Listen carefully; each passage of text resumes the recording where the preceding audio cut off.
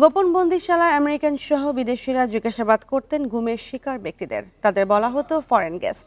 এমন তথ্যই উঠে এসেছে গুম কমিশনের প্রতিবেদনে। তবে এই বিদেশি ব্যক্তিরা সরাসরি নির্যাতনে অংশ নিতেন না বলেও উল্লেখ করা হয় প্রতিবেদনে। গুম কমিশনের দ্বিতীয় প্রতিবেদনে উঠে এসেছে চাঞ্চল্যকর তথ্য।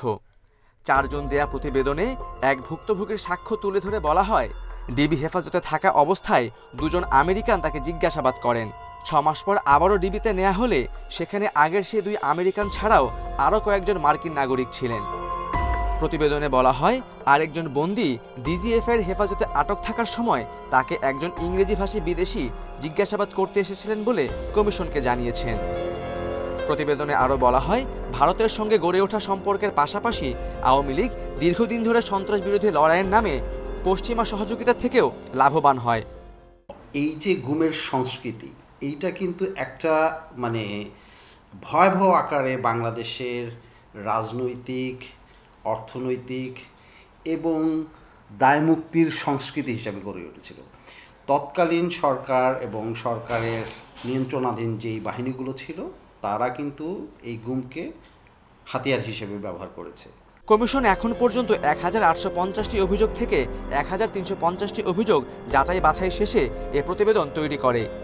এতে বলা হয়, বিদেশিরা সরাসরি নির্যাতনে অংশ না নিলেও তাদের উপস্থিতি এই গোপন আটক ব্যবস্থাকে বৈধতা দিয়েছিল। তাদের যে আইনি সহযোগিতা পাওয়ার কথা, তারা যে ভুক্তভোগী, এইটা আমাদের দেশের ক্রিমিনাল জাস্টিস সিস্টেম একেবারেই ডিসফাংশনাল ছিল গত 15-16 বছর, যেটার কারণে তারা কিন্তু ভুক্তভোগী, তারা জামিন সময় মতো পান নাই। আওয়ামী লীগ সরকার পতন হলে গুম ও আয়নাঘরের বিষয়টি আবার সামনে আসে। গত 27 আগস্ট অবসরপ্রাপ্ত বিচারপতি মইনুল ইসলাম চৌধুরীর নেতৃত্বে 5 সদস্যের গুম তদন্ত কমিশন গঠন হয়। Khaled Raihan, independent News, Dhaka. সংস্কার প্রশ্নে ঐক্যমত্য তৈরিতে আজও রাজনৈতিক দলগুলোর সঙ্গে আলোচনায় বসবে জাতীয় ঐক্যমত্য কমিশন। সকালে রাজধানীর ফরেন সার্ভিস একাডেমিতে চলবে এই কার্যক্রম। এর আগে রোববার প্রধানমন্ত্রীর মেয়াদ, সংবিধান ও রাষ্ট্রের মূলনীতি নিয়ে আলোচনা হয়। দিনব্যাপী আলোচনায় কোনো বিষয় একমত হয়নি দলগুলো। পরে কমিশনের সহ সভাপতি আলী রিয়াজ জানান, প্রধানমন্ত্রীর মেয়াদ নিয়ে বিএনপি সহ 3টি দল বাদে বাকিরা একমত। রোববারের আলোচনায় 5ম সংশোধনীর বিসমিল্লাহ এবং আল্লাহর উপর পূর্ণ আস্থা ও বিশ্বাসে ফেরার দাবি জানায় বিএনপি, জামায়াত। জাতীয় সনদ তৈরির জন্য 2 জুন দ্বিতীয় দফার আলোচনা শুরু করে ঐক্যমত্য কমিশন।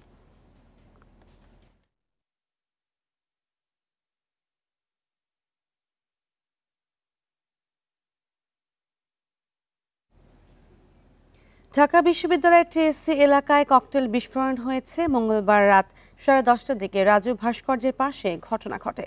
পরে ঘটনাস্থল পরিদর্শন করে পুলিশ। এদিকে বিস্ফোরণের পর তাৎক্ষণিক বিক্ষোভ মিছিল করছে গণতান্ত্রিক ছাত্র সংসদ। টিএসসি থেকে শুরু হয়ে প্রক্টর অফিস পর্যন্ত গিয়ে শেষ হয় মিছিলটি। ঘটনায় তীব্র নিন্দা জানিয়ে সন্ত্রাসীদের চিহ্নিতের দাবি জানায় নেতারা। সংক্ষিপ্ত সংবাদ সম্মেলনে তারা অভিযোগ করেন, ডাকসু নির্বাচনকে বানচাল করতে ক্যাম্পাসে ককটেল ফাটানো হয়েছে। তাদের ছাড় দেওয়া হবে না বলে জানায় গণতান্ত্রিক ছাত্র সংসদ। জাতিকে নেতৃত্বহীন করতে সব শিক্ষা প্রতিষ্ঠানের ছাত্র সংসদ বন্ধ রাখা হয়েছে বলেও মন্তব্য করে নেতারা। এর আগে সোমবার রাতে রাজধানীর বাংলা মোটরে এনসিপির কার্যালয়ের সামনে ককটেল বিস্ফোরণের ঘটনা ঘটে। এতে ঢাকা মহানগরের নেতা আসিফ উদ্দিন সম্রাট সহ 6 কর্মী আহত হয়।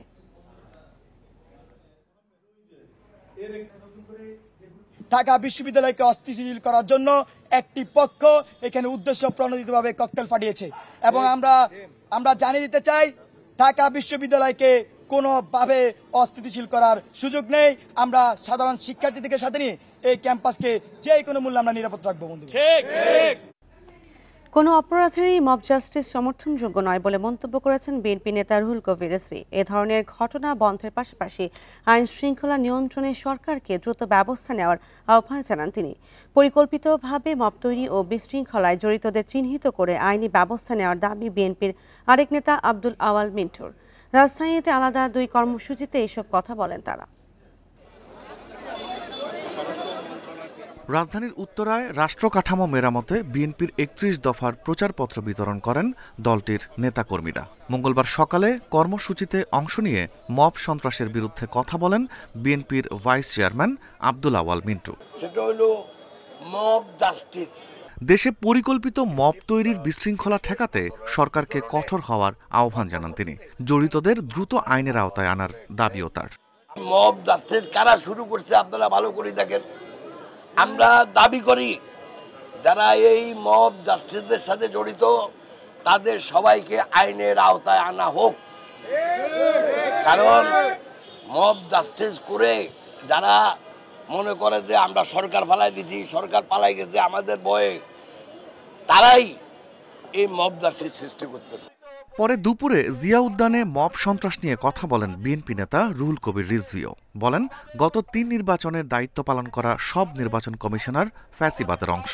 মবের মাধ্যমে নয়, আদালতে তাদের বিচার নিশ্চিত করতে হবে। যারা দাবি নির্বাচন করেছে, যারা বিরোধী দলের মনোনয়ন প্রত্যাশীকে সে মনোনয়ন জমা দিতে পারেনি, এর জন্য দায়ী এই 3 নির্বাচন কমিশন। তাদের আইনসঙ্গতভাবে বিচার হোক।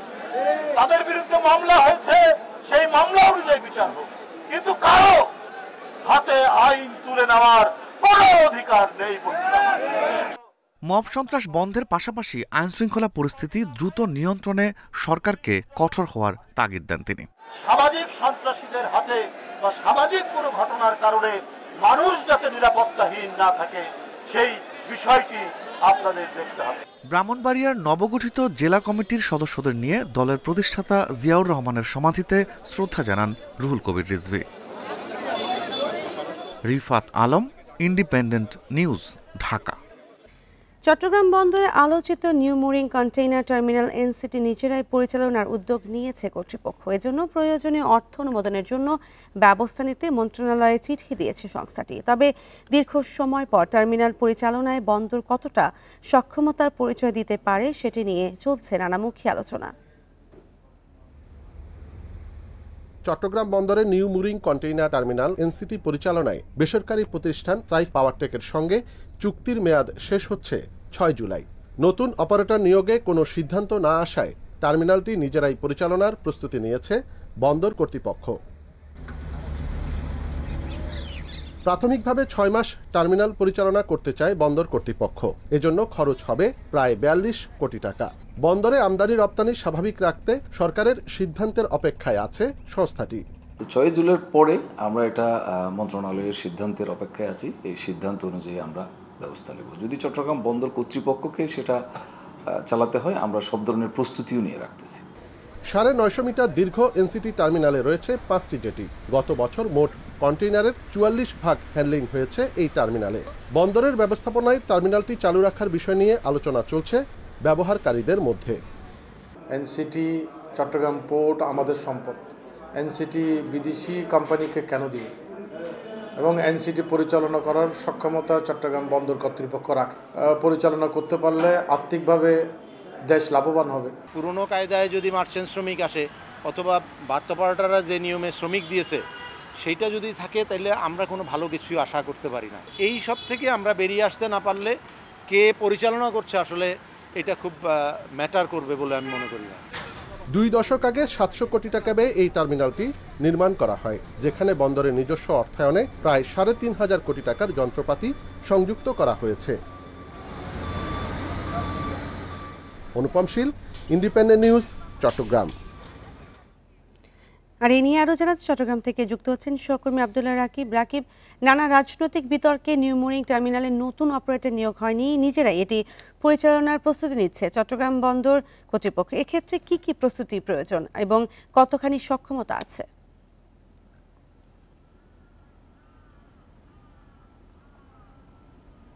দীর্ঘ সময় আসলে যে কারণে বিদেশি অপারেটর বা অন্যান্য অপারেটর নিয়োগ হয়নি, কিন্তু 2007 সাল থেকে একটি অপারেটর চট্টগ্রাম বন্দরের এই সবচেয়ে বড় যে কন্টেইনার টার্মিনাল অর্থাৎ নিউ মুরিং কন্টেইনার টার্মিনাল, যেখানে একসাথে 5টি জেটি রয়েছে এবং সেই 5টি জেটি থেকে কন্টেইনার ওঠানামা, সরাসরি জাহাজ থেকে যে কন্টেইনার ওঠানামা, সে বিশেষায়িত আধুনিক ক্রেন এই টার্মিনালটিতে সংযুক্ত। বন্দরের যে সক্ষমতা, আমরা যদি বলি বন্দর আসলে এই টার্মিনালটি চালুর পর থেকে বন্দর আসলে এটি পরিচালনা করেনি এবং শুরু থেকে এটি বেসরকারি দেশীয় একটি প্রতিষ্ঠান পরিচালনা করে আসছেন এবং যেটির মেয়াদ, চুক্তির মেয়াদ 6 জুলাই শেষ হতে যাচ্ছে। বন্দর কর্তৃপক্ষ দীর্ঘদিন ধরে গত কয়েক মাস ধরে আসলে এটি আলোচনা চলছিল সরকারের উচ্চ পর্যায়ে, বিশেষ করে প্রধান উপদেষ্টা থেকে শুরু করে নৌ পরিবহন উপদেষ্টা এবং কি আমরা দেখেছি বিনিয়োগ বোর্ডের কর্মকর্তারা তারাও বলছিলেন এটির আসলে সক্ষমতা বাড়ানোর জন্য, দেশের অর্থনৈতিক প্রাণ প্রবাহ বৃদ্ধি করার জন্য, বিনিয়োগ বৃদ্ধি করার জন্য, বন্দরের ইফিসিয়েন্সি বৃদ্ধি করার জন্য তারা এটিকে আসলে বিদেশি প্রতিষ্ঠান, অর্থাৎ তারা বলছিলেন যে বিশ্বের সবচেয়ে ভালো প্রতিষ্ঠানের কাছে তারা দিতে চান। তবে সেটির বিরুদ্ধে শুরু থেকে আন্দোলন করে আসছিল ডান বাম থেকে শুরু করে বিএনপি, জামাত সহ অন্যান্য সকল রাজনৈতিক দল। তারা বলছিলেন এটি আসলে দেশের স্বার্থ রক্ষা করে, দেশের যে নিয়ম আছে সেটি রক্ষা করে, যাতে দেশীয় কোন প্রতিষ্ঠান বা সরকার বা বন্দর কর্তৃপক্ষ পরিচালনা করে। তবে শুরু থেকে যে কথাটি বলে আসছিলেন বন্দর ব্যবহারকারীরা, বন্দরে আসলে নিজস্ব লক্ষ্যবল নেই এই টার্মিনালটি পরিচালনার জন্য, অর্থাৎ 7 তারিখ থেকে যে বন্দর 6 মাসের জন্য পরীক্ষামূলকভাবে এটি পরিচালনা করবে, সেজন্য এখনকার যে কর্মকর্তা কর্মচারী আছে তাদের মাধ্যমে হয়তো সেটি পরিচালনা করার চেষ্টা করছে। তবে যারা বন্দর নিয়ে দীর্ঘদিন ধরে কাজ করেন, যারা বন্দর নিয়ে যাদের অভিজ্ঞতা রয়েছে, তারা বলছেন বন্দরের একার পক্ষে আসলে এটি যে বিশাল কর্মযোগ্য, অর্থাৎ চট্টগ্রামে বন্দরের মধ্যে সবচেয়ে ব্যস্ততম একটি টার্মিনাল বলা চলে এটি এবং সবচেয়ে বড়। আমরা যদি গত অর্থ বছরের কথাই বলি, গত অর্থ বছরে এই টার্মিনাল থেকে যেটি বন্দরের লক্ষ্যমাত্রা ছিল 10 লাখ একক কন্টেনার উঠানামা, সেটি থেকে শুধু এই কন্টেনার টার্মিনাল থেকেই উঠানামা হয়েছিল 12 লাখের কাছাকাছি কন্টেনার। ফলে বলা চলে চট্টগ্রাম বন্দরের যে কন্টেনার উঠানামার যে চিত্র, সেটির বড় একটি অংশই এই টার্মিনাল থেকে পরিচালিত হয় এবং বন্দর যে এখন 6 মাসের জন্য এটি পরিচালনার একটি পরিকল্পনা নিয়েছে এবং সেটি আসলে বাস্তবসম্মত কতটুকু হবে এবং বন্দরের যে আর্থিক যে ব্যাপার সক্ষমতা, সেটির জন্য ইতিমধ্যে বন্দর মন্ত্রণালয়ের কাছে চিঠি চেয়েছে এবং সেটি প্রায় 70 কোটি টাকার বেশি।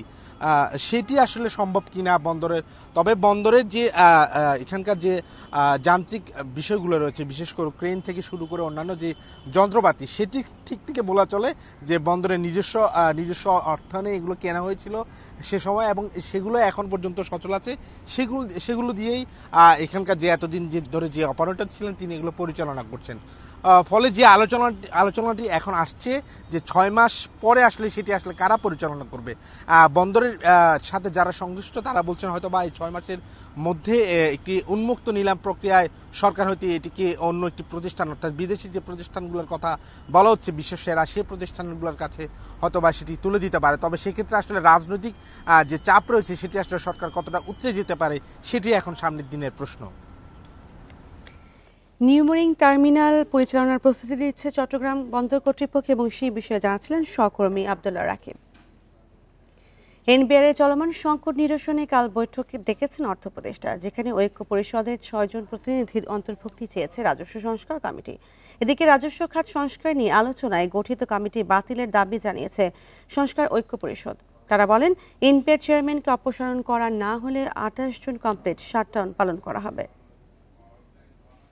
জাতীয় রাজস্ব বোর্ড এনবিআরকে বিলুপ্ত করে অধ্যাদেশ জারির পর থেকেই এনবিআর সংস্কার ঐক্য পরিষদের ব্যানারে নানা কর্মসূচি পালন করে আসছেন কর্মীরা। সবশেষ রাজস্ব বোর্ড সংস্কারে গঠন করা কমিটির গ্রহণযোগ্যতা নিয়ে প্রশ্ন তুলে আবারও কলম বিরতি পালন করছেন তারা। দ্বিতীয় দিনে 5 ঘন্টার কলম বিরতি ও অবস্থান কর্মসূচি শেষে সংবাদ সম্মেলনে এনবিআর সংস্কার ঐক্য পরিষদ জানায় এনবিআর নিয়ে জারি করা অধ্যাদেশের প্রয়োজনীয় সংশোধনে গঠিত কমিটিকে বাতিল চান তারা। পাশাপাশি এনবিআর চেয়ারম্যানকে 27 তারিখের মধ্যে অপসারণের আলটিমেটামও দেয় ঐক্য পরিষদ।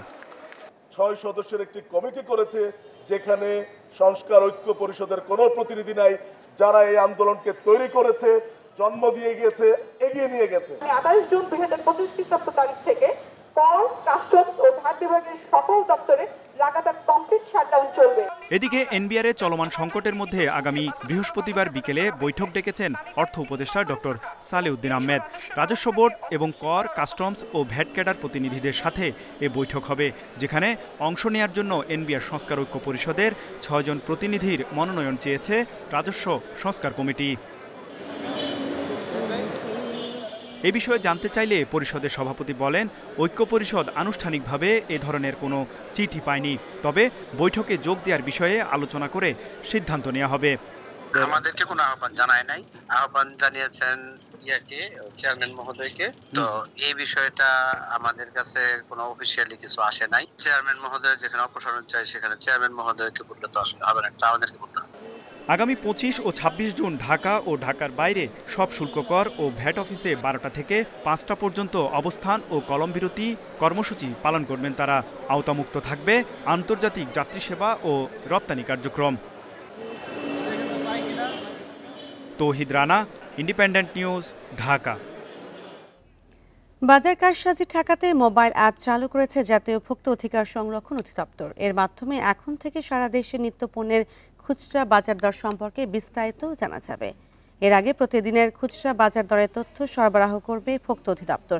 ফলে অ্যাপটির মাধ্যমে যে কোনো জায়গায় বসে জানা যাবে দেশের 64 জেলার খুচরা বাজারের পণ্যের দাম। এতে বাজারে কারসাজি কমবে।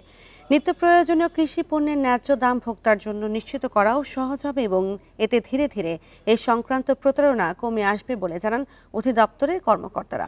ভোক্তা অধিদপ্তরের চাহিদার ভিত্তিতে সম্পূর্ণ বিনামূল্যে অ্যাপটি তৈরি করে দিয়েছে বেসরকারি শিক্ষা প্রতিষ্ঠান ড্যাফোডিল ইনস্টিটিউট অব আইটি।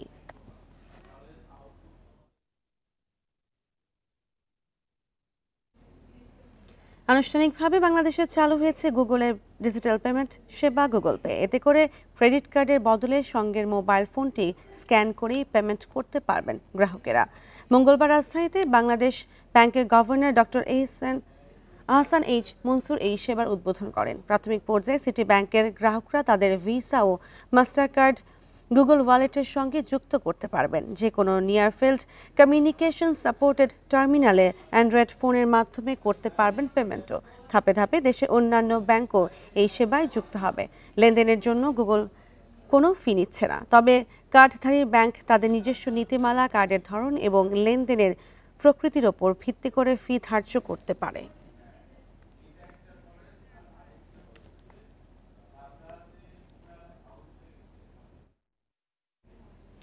কুমিল্লার দাউদকান্দি পৌর এলাকায় ডেঙ্গু পরিস্থিতি ভয়াবহ আকার ধারণ করেছে। জেলায় আক্রান্ত 1,500 রোগীর বেশিরভাগই এই এলাকার বাসিন্দা। চলতি মাসে দাউদকান্দিতে শনাক্ত 5 জনের মৃত্যু হলেও স্থানীয়দের দাবি এর সংখ্যা আরও বেশি। সংক্রমণ ও মৃত্যু নিয়ে সঠিক তথ্য নেই স্বাস্থ্য বিভাগের কাছে।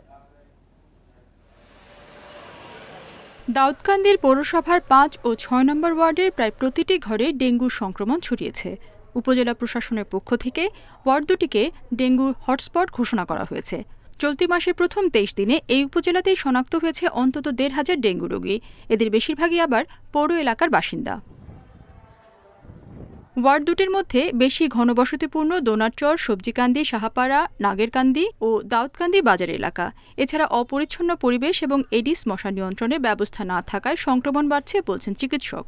মশা বিস্তারের অনেক ক্ষেত্র ওখানে পরিলক্ষিত হয়েছে সরজমিনে আমার চোখে। এটাও আমি কারণ হিসাবে দেখতে যাচ্ছি। আরেকটা বিষয় হচ্ছে হয়তোবা ঢাকা থেকে আক্রান্ত হয়ে দাউদকান্দিতে বসবাসরত অবস্থায় ডেঙ্গু মশার মাধ্যমে এটা ছড়িয়ে গেছে। স্বাস্থ্য বিভাগের কাছে প্রকৃত তথ্য না থাকায় এসব এলাকায় নেওয়া হয় না তেমন প্রতিরোধ ব্যবস্থা। এতে সংক্রমণ ভয়াবহ হয়েছে অভিযোগ স্থানীয়দের। যখন নাকি আপনার 2-1 জন দাউদকান্দিতে মারা গিয়েছেন তখনই প্রশাসন এবং উপজেলা প্রশাসন বলেন, পৌর প্রশাসন বলেন, তাদের টনক নড়েছে। বর্তমানে যে মেয়র বা পৌরসভা কমিশনাররা না থাকার কারণে এগুলো পরিষ্কার পরিচ্ছন্নতা নাই। সিভিল সার্জন বলছেন আক্রান্তদের বেশিরভাগই বেসরকারি হাসপাতালে পরীক্ষা ও সেবা নেয় তথ্য পেতে দেরি হয়েছে। এটা তথ্যের ঘাটতি না, আমরা এখানে ফেসবুক পেজে শুধুমাত্র সরকারিটা দিয়ে থাকি, প্রাইভেটের ব্যাপারে এখানে কোনো কিছু নাই, সুতরাং এটা তথ্যের ঘাটতি বলা যাচ্ছে না। ডেঙ্গু পরিস্থিতি মোকাবেলায় উদ্যোগ নেওয়ার কথা জানিয়েছে জেলা প্রশাসন।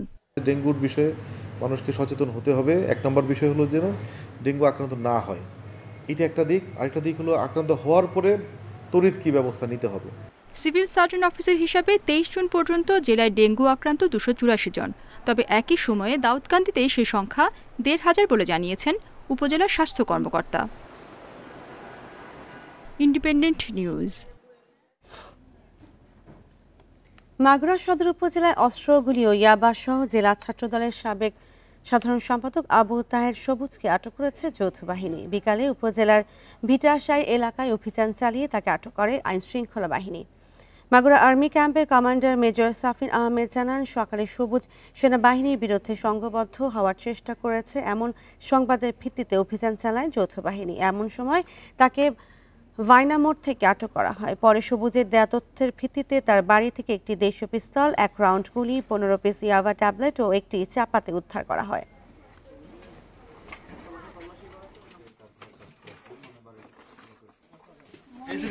এটা পেয়েছেন ভাই? এটা এই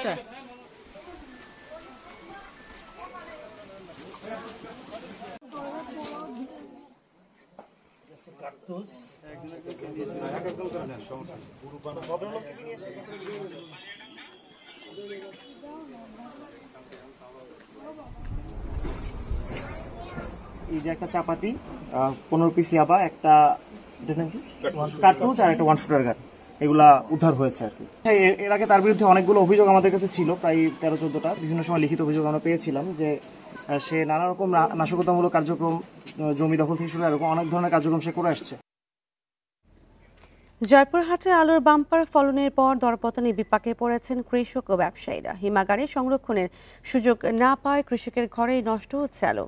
এই অবস্থায় উৎপাদন খরচ ও ঋণের টাকা পরিশোধ নিয়ে উৎকণ্ঠায় রয়েছেন তারা।